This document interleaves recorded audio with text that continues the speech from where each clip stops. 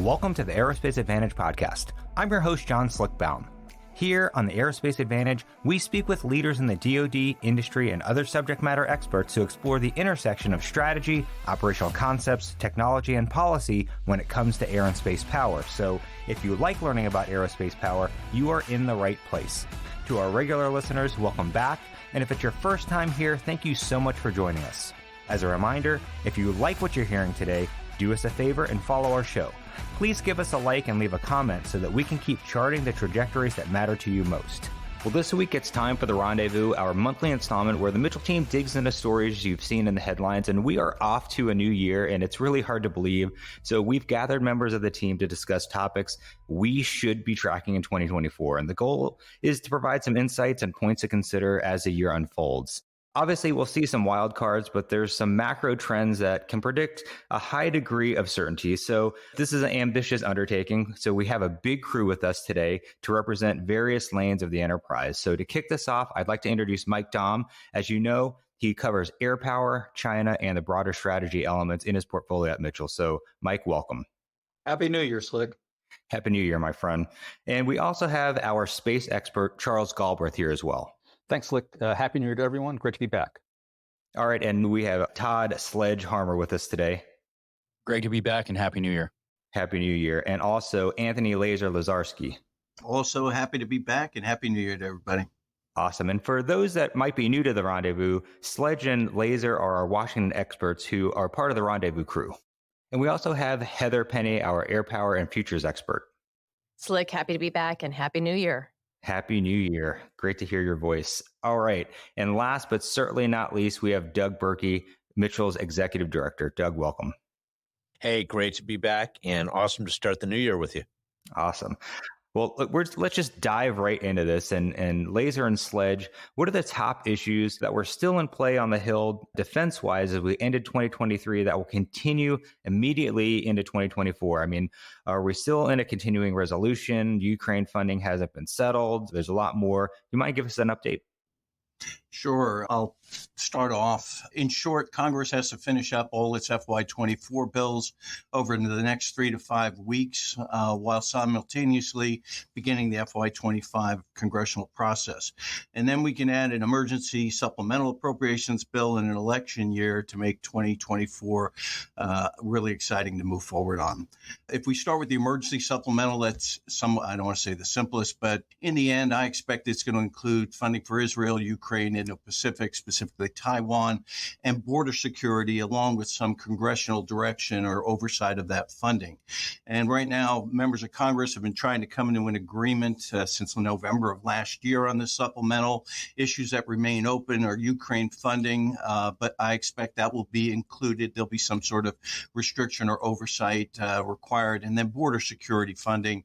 And in there's going to be some policy changes, some reforms to U.S. policy regarding migrants at the border or asylum or long-term detention rules. And that, again, is the hang up, and that's what's still trying to be worked out. While there's overall support in Congress and the American people, Congress has not been able to reach a bipartisan, bicameral agreement in order to pass that bill. And even though they tried to work it over the recess, no agreement has been reached. So they're going to try to get it done when they come back. I mean, they're working it this week on staff and members are still working it, but I'm not really sure when that will ultimately come together, even though the Senate wants to try to get it done by the end of January. The problem is they're running into our next big issue, which is trying to finish up the 12 FY24 appropriations bills that are already 4 months late. And Slick, as you mentioned, the government's on a continuing resolution, and it's a laddered resolution, which it just means that 4 bills need to get done by the 19th, and then the remaining 8 need to get done by February. But they ultimately all get worked together to try to move forward. Now, over the holidays, Congress tried to come to an agreement on a top line, on the spending numbers. Okay, how do we make up all these bills? What does defense get funded at? And it hasn't happened yet. And it should have happened because they need to start putting these bills together if they're going to meet the 2 deadlines that we just discussed. And the talks really have stalled on disagreement over side deals that happen. we had the debt limit ceiling agreement, which set limits for defense and non-defense funding. And what happened for non-defense, it was $704 billion, which was a 9% cut, and defense was $886, which is about a 3% increase. However, there was a side deal that could add up to $69 billion to non-defense, domestic spending. And Speaker Johnson was not a participant in the side deal and doesn't feel he's bound by it. And the House Freedom Caucus is demanding that no additional funding above the debt limit deal be included. So if they can't come to an agreement by the 19th for the first four bills or the second, then we could see either a partial or a full government shutdown. And Speaker Johnson also said he doesn't want to push out another short-term continuing resolution, preferring to move us to a full year-long continuing resolution for all these bills. And that's something defense has never been on. We've always had our appropriations bills. And then we've talked about in the past that if the bills aren't passed, there's this 1% cut or sequestration that would come into effect if the bills are enacted, and it really comes into effect after 30 April. But the good news on that is OMB has told the federal agencies don't take any action on that 1% starting 1 January because they're optimistic, and so am I, that Congress is trying to get this thing done. Lastly, there's a couple of other things that Congress has to do. There are several authorities that it needs to extend. One is DHS cyber authorities that expire on the 2nd of February. FAA authorities expire on 8 March. And then the Foreign Intelligence Surveillance Act, FISA, expires on the 19th of April. So every delay on all of this impacts the work that we need to be doing for FY25. Yeah, and if I could, I'd just like to add a couple of caveats there. First, the National Defense Authorization Act was signed into law on the 22nd of December. So DOD has a lot of the policy provisions in force now that they need for the upcoming fiscal year. So that's off the table. One thing I'll take exception to there that Laser said, I don't think that Speaker Johnson wants a full year CR. Before he became the Speaker, he was a member on the House Armed Services Committee. He understands the impact that the full year CR and the 1% sequestration would have. So I think he's motivated to get some type, probably end up being a couple of minibus deals, but to get a full year appropriation for at least the Department of Defense. But the real wild card is, and Laser mentioned this, is border security. The Republicans in the House will hold strong, and I think in the Senate as well, unless there is some type of an agreement that secures the southern border. In fact, on the 3rd of January, Speaker Johnson is supposed to take a very large delegation of about 70 members down to the southern border. So you'll start seeing a lot of the media fallout from that. And I think that'll generate interest in coming to some type of an agreement. But at the end of the day, it's going to be a chocolate mess. If I could be bold enough to make a prediction, I think you're going to see a partial government shutdown on the 20th of January. There's only 9 legislative days remaining when Congress gets back before the 19th of January deadline. Without the top line numbers now, I don't see, even if the staff are working 24/7, how they get it done. So I think that will be the Department of Agriculture, Department of Energy, Department of Veterans Affairs, and Transportation. There'll be probably some set-asides or essential personnel designations for air traffic controllers and the whatnot, but I think that's what will happen. And then the intervening time, and again, there's currently only scheduled 3 legislative days between the 19th of January and the 2nd of February. So they've got a lot to do, but I think they'll come to some type of an agreement and maybe 2 or 3 minibus packages that get the full appropriations for the rest of the fiscal year. Man, this is why I love having both of you on this podcast, because your insights are just really incredible. And Sledge, that'll give us something to talk about on the next rendezvous to see if your prediction is correct. All right, looking beyond the near-term issues, what are the big picture issues that you think we'll see on the Hill as the year evolves? It'll be an election year. Both the Air Force and the Space Force are pursuing sweeping modernization, and there's the reorganization Secretary Kendall is pursuing. So what are your thoughts on these issues, and what else are we missing? Yeah, before we jump into some of the specific issues there that you mentioned, Slick, let's just kind of put some context in what we can expect in the upcoming legislative year. First of all, it is an election year. We have divided government, so set your expectations very low. I mean, we have to accept that as a fact. This being the worst form of government, but better than all the others. If we assume that there will be appropriations for the government starting on the 2nd of February, I think that then we can start planning for what the FY25 cycle is going to look like. But If passed as prologue, it takes about 10 weeks from the time an appropriations bill is passed until the administration can tweak their upcoming fiscal year request. So you're looking at the FY25 president's budget request going over to Congress somewhere around the 15th of April. The top line for defense is going to be $895 billion. That's a 1% increase that was set in the Fiscal Responsibility Act. Doesn't account for inflation, so it's in effect a cut to defense spending. That also means that the timeline is going to be compressed, and Congress is really going to have to get through the posture season in short order to make sure that they get their markups complete. I think there's going to be some distractions on Capitol Hill, and I jokingly refer to these as the 3 I's. There are the indictments against the former president as we lead into the presidential election. There's the impeachment inquiry, and then there's immigration. So it's really all going to be about border security. But I think there was a quote in the paper this morning from Tom Cole on the House Appropriations Committee that says, yeah, we do have divided government, but the one thing that we will get done are the appropriations bills.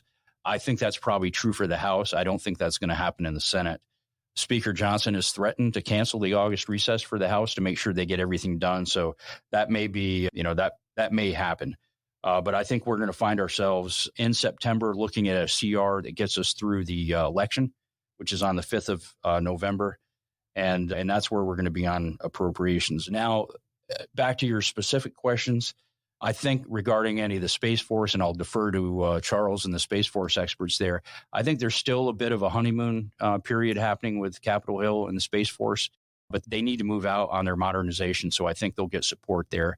I'm going to be watching with interest how the headquarters decisions for Spacecom affects the love affair between Congress and the Space Force, particularly between the Alabama and the Colorado delegations on that. For the larger, the larger transformation or reorganization that Secretary Kendall has, I think there's a lot of skepticism on Capitol Hill as to how that's going to play out, especially when you come out and you say you want to get rid of the MAGCOMs, your organize, train, and equip, your Title X requirement to make yourself more a warfighting, combatant, command-focused organization. Usually what that means is Congress is going to study, they're not going to approve, and we'll have to revisit this in FY26. Just continuing on, you may be right, Sledge, on April. I'll say a little more optimistic. It could be March. And the reason why I say that is the debt ceiling agreement not only set the FY24 top line, but also set the FY25. They know what the top line is. They're watching what's happening. It is the president's budget request, so he's going to send over what he wants. The key for Congress is we've got to move it. They've got to move as quick as possible. And what you're going to see, just like we've seen in previous years, they're going to start with the meetings and hearings. They'll have the COCOMs come up first, and then they're going to have to wait to get the services and OSD over for the budget hearings after the budget comes out, because obviously they can't talk about the budget until it's been released to Congress. And it is supposed to come over on the first Monday of February, which both Sledge and I agree is not going to happen. The other thing is interesting is if you look at the FY25 defense budget, and this goes into what your question is on the organization or what are we going to see in the future, the FY25 would result in about a 1% increase over 24. So it's 895. Well, that's at least a 1.5% decrease or cut in our budget based on a 2.5% inflation. And, I don't think people, if it's going to be 2.5. And then when you look at what defense inflation is and anticipated increases in fuel and operating costs, we're looking at a 4 or 5. And we talked about this before, Slick. It could be another significant decrease, a cut on our overall expenditures for defense.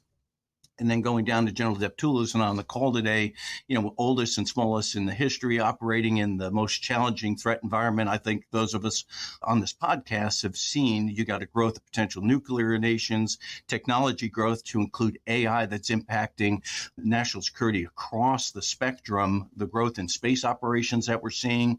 And then we have a peer competitor out there. So taking a look at how the Air Force is organized to fight current and future conflicts is great. And we need to constantly look at that and make sure that we increase our capabilities, our lethality, and our effectiveness. However, there have been some reorganizations that we've seen that look like more like rearranging deck chairs or focus on finding ways to cut people and assets based on a budget deal versus trying to improve warfighting capabilities. Our Air Force and Space Forces need to modernize and need to grow to have the force structuring capability to meet the threats of today and tomorrow.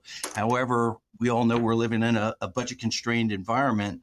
And so then we have to say, well, what can we afford to keep the peace and protect national security instead of looking at, hey, what is needed, and then funding those capabilities. Yeah, I wanted to just hop in over the break. I had a great opportunity to check in with some of my mentees that are 5th-gen drivers now. And, some of the stories that I'm hearing from the field is just basically like, I just looked at them and I apologize. I'm like, I'm sorry. I had a great time when I was in a superpowers Air Force. And the stories that you're telling me now seems like we really need to take a good, close look at what's going on to make sure that they have all the tools and the training availability that they need. So anybody else want to hop in on this? Yeah, I'll just add, it's time to get really serious, especially if you look at what Laser and Sledge are saying, that we're really going to see what amounts to real cuts coming at us because we're not doing the inflation adjustments. It's time to get serious about hard choices. There are certain portions of the defense budget that are higher risk and others that are lower risk. It came out on a news story this year that the Army will be the smallest since World War II. That's unfortunate, but on the other hand, you can regenerate 18-year-olds with rifles pretty darn fast. We proved that over the last 20 years, year after year.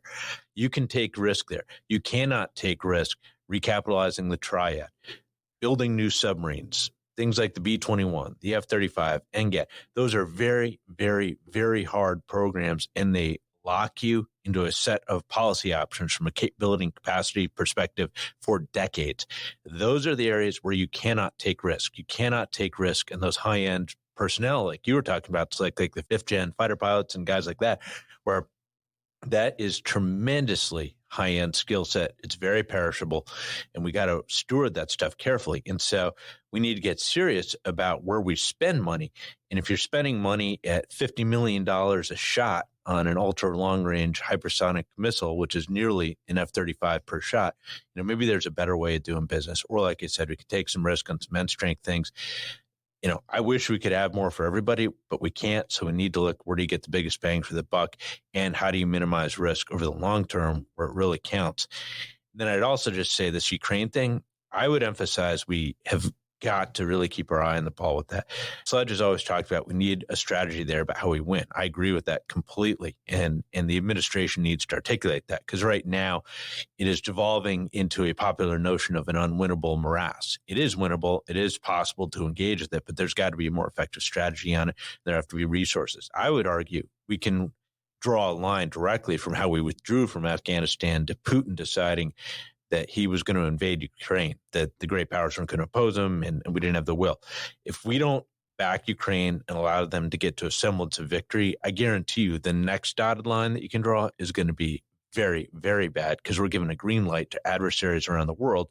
The Western world doesn't have staying power. Just stick with it, and you'll get what you want. Do we really want to see that playing out in the Pacific? That's a fight we cannot afford to take on right now. Deterrence is everything. We got to stick with this.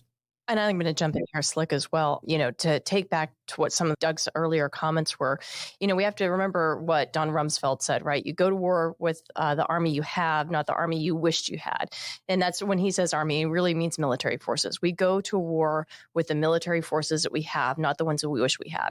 So one of the things I'll be looking for when we see the FY25 budget come out is, what is the balance? What's the ratio between research and development and procurement? So this gets back to hedging risk today so that you can build the future for tomorrow. And what we saw last year, where research and development was actually higher than big blue Air Force procurement dollars, that to me is a very worrying signal that we're continuing to hollow out our force. We are cannibalizing the forces that we have today. And this gets back to, the boys and girls that are out there willing to fight our wars for us. We are not giving them the capabilities they need today in order to be able to go out and do the job that we've asked them to do, and do that successfully and come home safely. So, I'm big into advanced technologies, what the future holds, but I'm not willing to sacrifice today for what is essentially a PowerPoint or still, TRL 1 or 2, great idea. But if I can't field that till the 2030s, early 2040s, I need to make sure that I'm husbanding my forces for today. And so I think the balance between procurement and R&D is going to be really important. And I would rather see more money in procurement today so that we're not sacrificing that for the future. Yeah, I couldn't agree more. What scares me there as well, Heather, is that we'll just R&D ourselves to the point where if it's not the 110% perfect solution, then we'll just walk away from it and then say, we need to explore some more. I know Mike has some insights as well, so I want to bring him into the conversation here. So when it comes to Congress, probably doesn't come as a surprise to anybody. What I'm looking for is, more from the House Select Committee on China. So this bipartisan committee was set up about a year ago, this time last year, in hopes of better addressing national security threats from China. And they've come up with a bunch of recommendations. They are not empowered to create legislation, as I understand it, but they've had a bunch of hearings and they're making their recommendations. But recently, the committee chairman, Mike Gallagher, has said he is shooting for, quote, a big China bill in 2024. So we're going to have to see how that plays out. But right before the holiday break on December 18th, Representative Gallagher sent a letter to Deputy Secretary of Defense Kathleen Hicks with his ideas about how to counter the evolving military threat from China. So let me just read a few sentences from Gallagher's letter. And I'm just picking a few sentences here. We can put the link to the letter on our website. So Congressman Gallagher writes, recent war games simulating a conflict with China over Taiwan showed the United States would run out of long-range, precision-guided munitions in less than 1 week. Today's challenges must force us to adapt and think outside the box. If the cost and production times are limiting our supplies of those long-range, precision-guided missiles, we must look at cheaper alternatives that can be produced quickly, which can complement the most expensive missiles, those missiles Doug was talking about. He goes on, 2 innovative ideas, the MacGyver harpoons and powered JDAMs, joint direct attack munitions. These may offer potential solutions to our problems and help strengthen the arsenal of deterrence at this urgent moment. And he goes on, but without getting into all the details, I think the MacGyver harpoon is like the Swiss Army knife of anti-ship missiles that can be like a multi-mission weapon. And then powered JDAMs are about taking, our huge supply of 500-pound bombs and making them into inexpensive cruise missiles. And those are super interesting ideas. And right here on this podcast, we've talked a lot about the need for DoD and the Air Force to innovate at speed. And we should absolutely pursue those types of initiatives. But, at some point, while I appreciate the congressman's specific ideas about this specific problem, Congress has got to realize that just like everybody was talking about, quick fix innovations are not going to win in a strategic competition with China. Yes, we need innovation, but we're facing systemic shortfalls in terms of force structure, training, readiness, logistics, maintenance, all the things we've been talking about. And we have to wake up to the idea that we need strategic solutions to strategic problems. Awesome. Okay, Charles, what should we be thinking about when it comes to space power in the new year? Yeah, thanks, Slick. We just came off of the 4th anniversary of the establishment of the Space Force. So we shouldn't lose sight of just how new it is as a service and how much growth it still needs to undergo. But there are a few challenges that are facing the Space Force as it tries to grow. Of course, the budget is one of the major issues facing the Space Force. The threat of a CR and the impacts that it would have on the potential growth of new programs and efforts that the Space Force absolutely has to do in order to get after the threats is an ever-present concern. But even beyond that, there's indications that the budgets in the future years will begin to taper off. The growth that we have seen in the past few years in terms of double-digit growth for the budget looks like that's done. Basically, the honeymoon period of Space Force growth from a budget perspective might be over. But what we need to make sure everybody understands is there's still a lot of growth that has to occur to get after the missions that are required for the Space Force in order to secure the capabilities and aspects and services that we all depend on. But what this is going to require is that the Space Force do a really good job of articulating exactly what it needs, not just what fits into the overall budget that's coming forward, but what does it need to do its mission?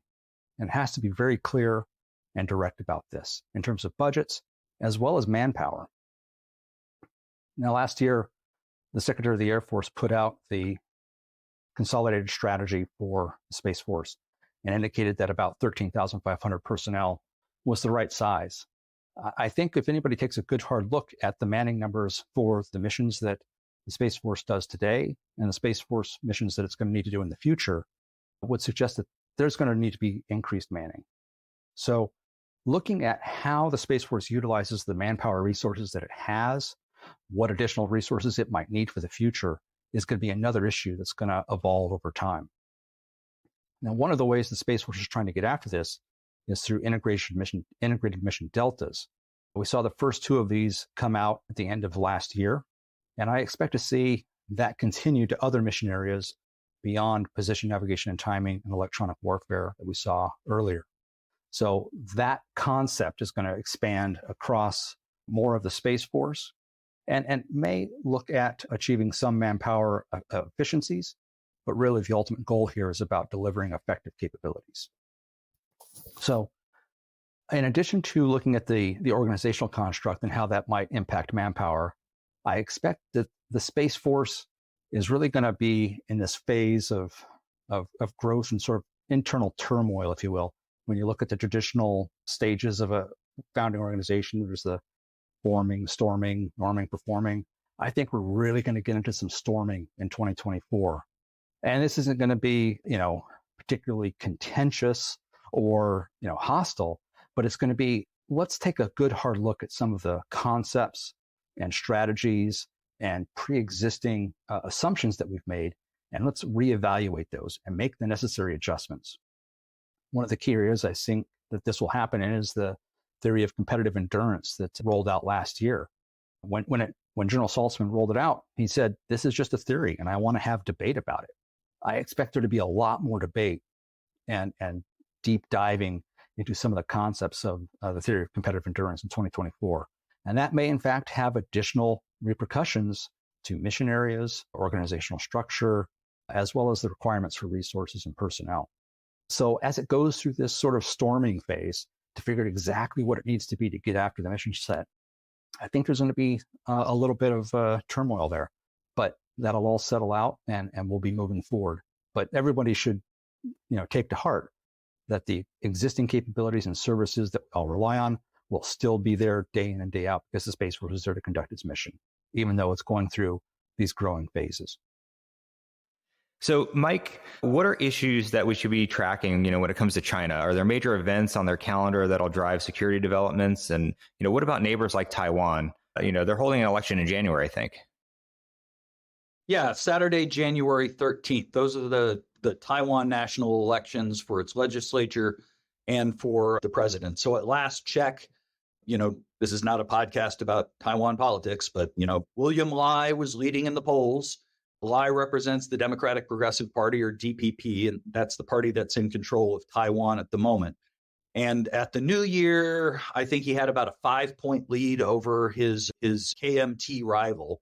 So the security implications here center around the fact that the DPP is more pro-U.S. and independence-minded, and the KMT would rather see more dialogue and compromise with Beijing to reduce tensions across the Taiwan Strait. So clearly, Beijing wants the KMT to win, but the DPP is probably going to take it.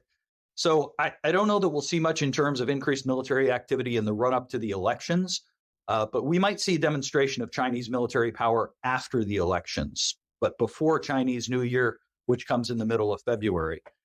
Beijing wants to send a signal to the new Taiwan administration, especially if that Taiwan administration is DPP, that any ideas they might have about independence or closer military relations with the U.S. will not be tolerated.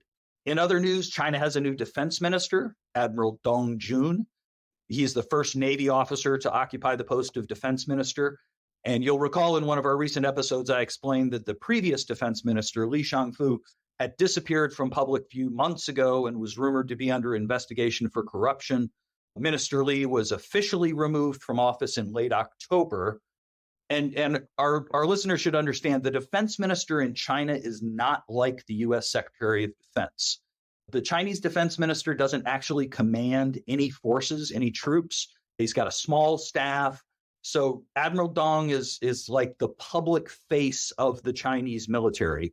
He's largely responsible for foreign military engagement, going to conferences and forums, things like that.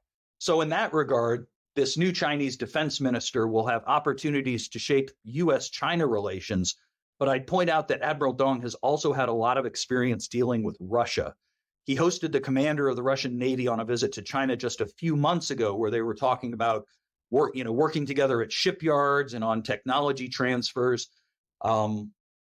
So in 2024, I think we'll need to pay close attention to how China and Russia relations are developing and whether we start to see more technology transfer between those two nations. Awesome. Now, what about Chinese defense modernization from hardware and related systems perspective? Are there things we should be tracking this year?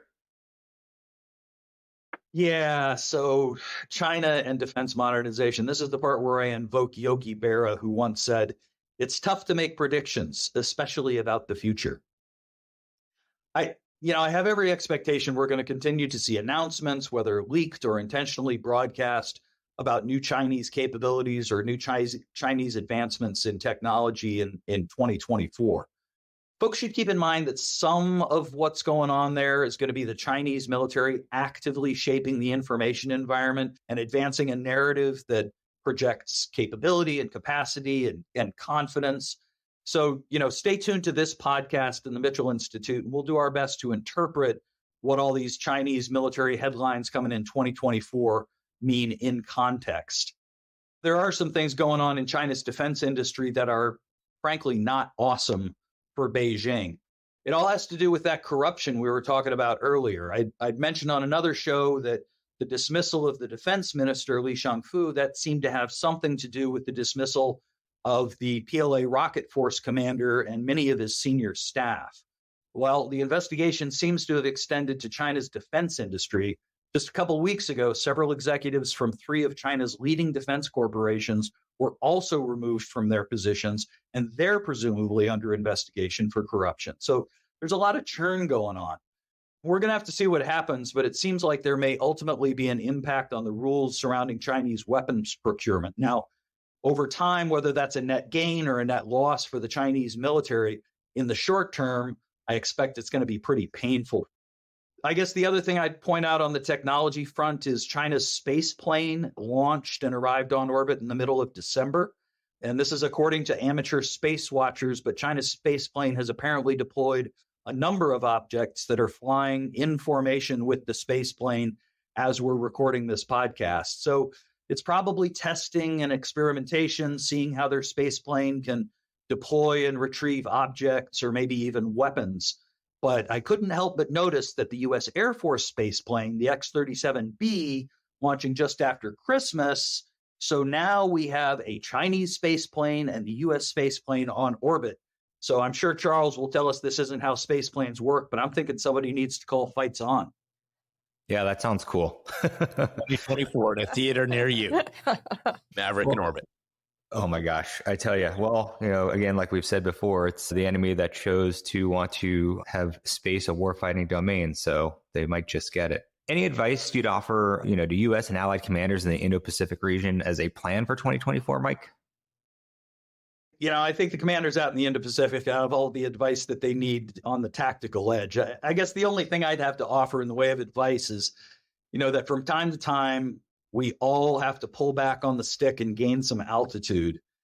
When we're talking about China and strategic competition, it's just like I was saying about the ideas for innovations on one particular type of weapon system. We need to be able to see the whole board. Military competition with China in a strategic context is often about a whole lot more than military events and military engagements. The context really matters. Both we and the Indo-Pacific commanders need to pay close attention to the Chinese economy, U.S.-China economic competition, Taiwan politics, the Chinese Communist Party's politics, and the apparent rot of corruption within the Chinese military. We also need to pay attention to what's going on with politics in East Asia and South Asia and what those militaries might be doing, because sometimes what the Chinese military does isn't all about just responding to the U.S. So there are a lot of feeds, a lot of signals that are figuring into how China thinks about military competition. And, they're going to use their military to signal their intentions. And if we don't understand the context, there's every possibility we're either going to misinterpret or even worse, make a mistake. Yeah, could not agree more. Heather, I want to get you in here. You had mentioned a couple of really interesting things before. The Air Force is pursuing a huge amount of modernization, a lot of new programs, new organizational constructs, and new Conops. What are the major programs and efforts you think we should be tracking? And are there any major developments you'd expect to unfold over the next few months? Well, it's like, one of the things that I'm really looking forward to is seeing how OSD releases their defense industrial base strategy. This is the very first DIB strategy that they will be releasing. It was supposed to come out earlier in December. Probably we're looking mid to late January at the soonest. But we know that they're looking at four major pillars. The first is resilient supply chains. The second is workforce readiness. The third is flexible acquisitions. And the fourth is economic deterrence and security. So as I look at all of those, I go, well, resilient supply chains, check. Absolutely. We've got to be able to reshore a lot of that capability and build up a lot of the small suppliers, the second, the third tier suppliers, as well as ensure that we provide them the necessary raw materials. So sort of reshoring a lot of that and then building that back up. In many ways, ensuring that we have more than a single shop supplying a lot of those capabilities. The workforce readiness, that's more longer term. That's really about educating the necessary workforce to be able to do the kinds of skilled capabilities that they'll need to have. Flexible acquisitions, that's actually really where I've got the biggest question mark. What do they mean here? Flexible acquisition, do they mean having a surge capacity, or do they mean the ability to swing from one production capability to another? So from one widget A to widget B. And that's going to be far more interesting to me. And I think this actually really speaks to what we saw come out of Ukraine, where we realized, hey, we have been coasting, on munitions supply, and we don't have the ability to surge that kind of capability. So I think they actually mean surge capacity, because that kind of flexible moving from widget A to widget B is very problematic when you look at what the workforce is capable of doing, the kind of tooling, the production non-recurring tooling and hardware that you need to have within those production plants. That's far more difficult. We all think about World War II and how we're the arsenal of democracy. You have Ford plants suddenly making B-24s. That actually, if you look at the history, was far more difficult, far more problematic, and it took a long time. So I hardly think that that's flexible.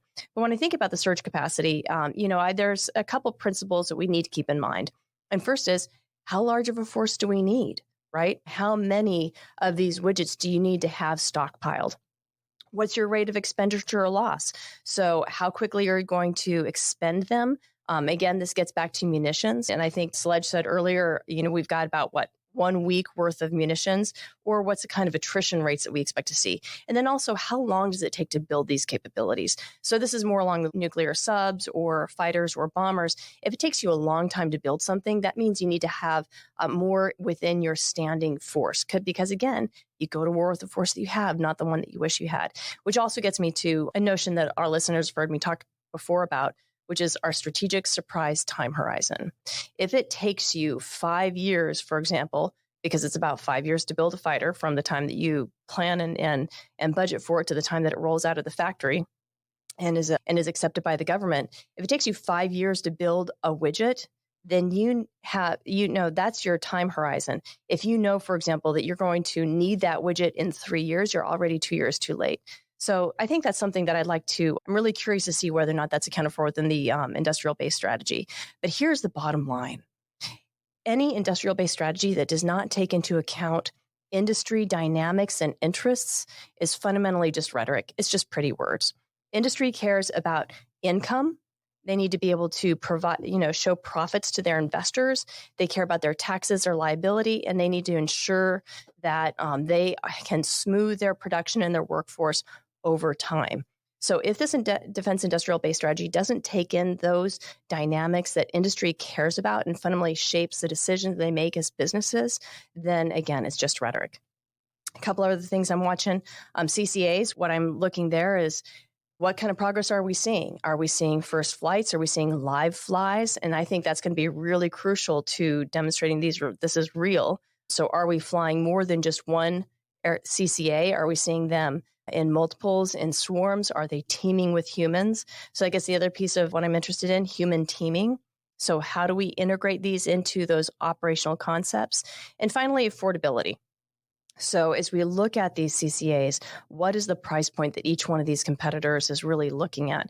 Because we know that collaborative combat aircraft, not only do they need to be able to go the distance and do the job, but they need to be affordable, because one of our intentions is really allowing those capabilities to shift the risk calculus of commanders and how they use them so that we can maximize really the human cognitive domain in the battle space. What I mean by that, we need to make sure that our pilots, our human pilots that are in the forward edge of the battle space, that they stay alive so they can make smart decisions that can disrupt the bad guys' plan. And we're going to be able to use CCAs to do that, but they have to be affordable to make that happen. Where are we going to see this? Probably we're going to see these flies out of Nullus, Project Venom, the Viper experimentation next generation operations mode.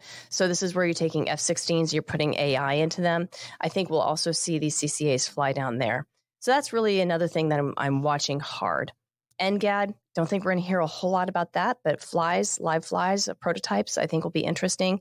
We're going to see a lot of development in artificial intelligence and also the Advanced Battle Management System and CJADC2. I'm very interested to see developments come out in that concept. I don't expect that we'll see a lot on the hardware side or the data link side, but I think we'll see more on the decision aid side.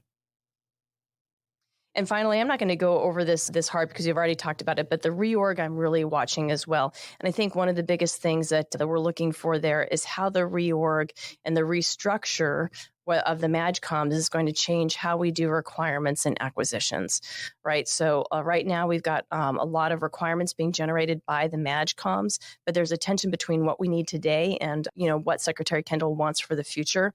If he consolidates requirements completely there at headquarters and is basically able to marginalize what we think of as today's current MAGCOMs, right? ACC, AMC, and so forth.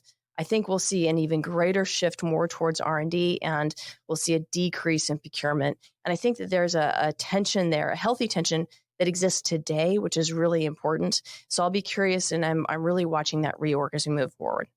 Awesome insights. And, you've said it before, paralysis by analysis. So that's what your R&D discussion brings to the front of my mind. And I just wanted to clarify for our listeners that might not be really astute to the procurement process. When you said 5 years to build an airplane, that's an airplane that's been already approved to be bought within the inventory, not like a clean sheet design. So you're talking, if you want a new F-35 and you decide you want to buy that number today, it's not coming off the line for 5 years, right? Yeah, exactly. So this is a hot production line. We're not talking NGAD. I mean, in today's acquisition, we're seeing, from imagining the new capability with high technology readiness levels to the time you see that it go IOC, so initial operating capability, we're not even talking numbers that matter. We're just talking you're starting your very first unit. That's 15 to 20 years in today's environment. So when I say 5 years for that strategic surprise time horizon, like you said, that's a jet that's already in a hot production line. Yeah, craziness. Well, and you also did mention history. I know you've studied a ton of military history in your career, and the Air Force has certainly pursued, great modernization and aggressive reforms. But any lessons you'd like to pass on to leaders? How do they manage risk? That are when they're so aggressive, but it's not reckless in terms of leaning too far forward and that type of balance. Slick, I've already hit a lot of those points today, whether or not that's the balance between R&D and procurement, whether or not that's looking at your strategic surprise time horizon, which, by the way, is different for every capability. But I'd like to point out that when we go through, the previous eras of recapitalization, like Korea and Vietnam, or the 1970s, where we developed the jets and the capabilities we bought in the 1980s during the Reagan era defense buildup, we had the ability to rest on previous force structure. So as we're developing and fielding the first new jets, we still had a huge force structure coming out of World War II. For Reagan, building and buying those jets, the F-16s, F-15s, A-10s, and so forth, we still had a huge amount of force structure that we were able to coast on. And that is not true today. So as we look at the modernization requirements for today were really, I would say, in 1937, we're the smallest, we're the oldest, we're the least ready. And oh, by the way, our industrial capacity is not sufficient to surge to the capability that we need, which is why I say, hey, we're in 1937 today. So it's really, again, about understanding where we are and that we can no longer afford to take risk on the force structure that we have today. We've got to build up today while also planning for the future. Thanks, Heather. And that's a great segue for what I wanted to ask Doug about. And that's about the Air Force that exists today. So what should we be watching in 2024? And Doug, let's start with hardware. Yeah, no, I want to pick up on what Heather was saying. For too long, the Air Force has been trying to pay its modernization bills by cannibalizing itself. There's something called divest to invest. And that basically means get rid of the old hardware to free up enough cash to buy some new. The problem is, as anybody knows, that it's gotten rid of a used car. You can't sell that used car and take that cash and expect to get something off a dealer's lot brand new. It doesn't work that way. So it's a death spiral that you're in. And we've played that for so many years in a row that we are now at a zone where we just literally are reaching bottom barrel on inventory. So bomber inventory is, very, very low, just over 100 airframes, really, when you look at what's available. That's insane when you look at what the demands are around the world. The fifth gen inventory is, really 185 F-22s, and you take out what's in training and testing and all that, it's only about 100 available for combat. You look at, that we're going to employ those kind of a third at a time. Jets that are ginning up, ready to go on a mission, jets that are over target, jets that are coming back. That's about 30 available in the globe at a given time. That's insane. So we've got to really arrest this temptation to raid the cupboard today, trying to pay for it tomorrow. We're just way too high on low capacity, high demand mission areas. And I think if we try to push that any further, we're also going to see tremendous retention issues because we're just burning out the people. You look at, what's going on in the pilot community, maintenance community, other areas like air battle managers and all that. It's a really, really big problem. And so to get yourself out of it, though, you have to ensure that the aircraft that are currently building, in lines today and all, that those programs are healthy. And that's why 2024 has got to be a make or break year for F-35, TR-3 block 4 modernization. I mean, we need those jets yesterday in high numbers. And so it's got to get straightened out. We got to start turning that line on again because we cannot gap the production in terms of what's being accepted today. And, same holds true for B-21. Those jets have got to deliver fast in big numbers. T-7, that's backfilling T-38s that were largely bought during Vietnam. Students have been trying to rip those jets apart with hard landings and less than finessed flying skills since Vietnam. Think about that. Physics wins at a certain point in time, and those jets have got to be reset. E-7, that thing has got to come online fast. We've got the J-Stars sunset in 2023. The AWACS is getting cut aggressively. You've got to sustain the crews. You've got to high demand mission area. It's a really big problem. And then you also got to maintain the inventory that you have and are going to retain. It's types like the MQ-9, later F-16s, B-52. There are a lot more there. But you got to modernize what you're going to keep on board. And then, of course, there's a triad. I mean, GBSD with the Sentinel program at its heart, that's a must-win program. And we need to do whatever it takes to keep that online. It's a bedrock of deterrence. And if you think the program is expensive, try living without it. I mean, deterrence is the best investment, bar none. Ask somebody in Ukraine what they think about that. Well, Doug, what about personnel? It's a huge issue, and it gets too little attention. So right now, at the top of the line, we're carrying a fighter pilot shortfall of about 2,000 folks, and we've been doing that for multiple years. That is a disaster. Think about that. That's during peacetime. What happens when you get to a conflict and you lack the ability to backfill your losses? That's insane. And like Heather was saying, the strategic window of surprise, well, guess what? It takes 5 years to buy an aircraft. It takes about the same to generate a combat qualified pilot that you actually trust in a trying situation. We have got to get our heads around that. And plus, like I said earlier, we're stressing the current community too much. We're going to shove them out the door because we're making their lives miserable. And guess what? There's a huge pilot shortfall around the world. These folks can get jobs instantly anywhere, making a lot more money with better quality of life. So we've really got to watch that carefully and look at how do we create elasticity and more capacity in the pipeline. And I think I'd also look at the air battle managers. That's something where GMTI from space is still a concept in many ways. E7 is years off. We've got to steward these people very, very carefully. They are fundamentally tied to their iron. They cannot do their jobs unless they're allowed training reps, operational employment, and all of that. You take that away and you have no mission for these folks. They're going to walk. And they are hugely, hugely skilled folks. It takes years to train them. I think they're going to be even more important in a JADC2 world. And so we got to figure out a way to bridge them, keep them on board. And that means being very transparent with them about where is their mission, what's their future looking like, and really taking care of them. And, I'd point to the electronic warfare community. We raided that in the 90s. We absolutely killed it. And yet it's the heart of everything now. And so that's another community that we need to take care of. We can't repeat what we did there with the air battle managers. We got to also look at growing what is now known as the electromagnetic spectrum operations community today. I mean, the 350th down in Florida, they're doing an awesome job. How do you grow more of those people? It's a huge personnel imperative right now. Maintenance, it's another concern. Old small Air Force, we're beating these aircraft hard. There's a maintenance shortfall around the world. These guys can walk anytime they want, get a job easily. So how do we season, grow, protect that community, make them feel valued? And then the last one I'm going to hit here is the operational experience at headquarters and at MAGCOMs. It is hugely important. People talk about, 2,000 fighter pilot shortfall, but we're sustaining that. We're not gapping cockpits. They're gapping it by gapping the headquarters billets. So we're sustaining programs like F-35, we're looking at NGAD or CCA. Who's actually in charge with operational experience informing smart decision-making? Billions of dollars is on the line. The ability to really have a future. Do we really want somebody who is well-intentioned but has no actual experience in charge of that program? It's insane. We got to wake up and really fight for those billets, and that means growing some of those zones. So I can go on, but it's a start of what we got to watch with people. Yeah, no, I appreciate that, Doug. I mean, we can't stomp this personnel readiness issue any longer, and I think you did a great job encapsulating what's going on out there in the field. What about organization and Conops topics? Hasn't really hit Secretary Kendall's reorg, but it's all about maintaining that balance between fighting tonight, which is very, very dangerous. China, Russia going on, Iran, North Korea, non-state actors continue to be a problem. We cannot take too much risk here, but also preparing for tomorrow. You need to be in both zones.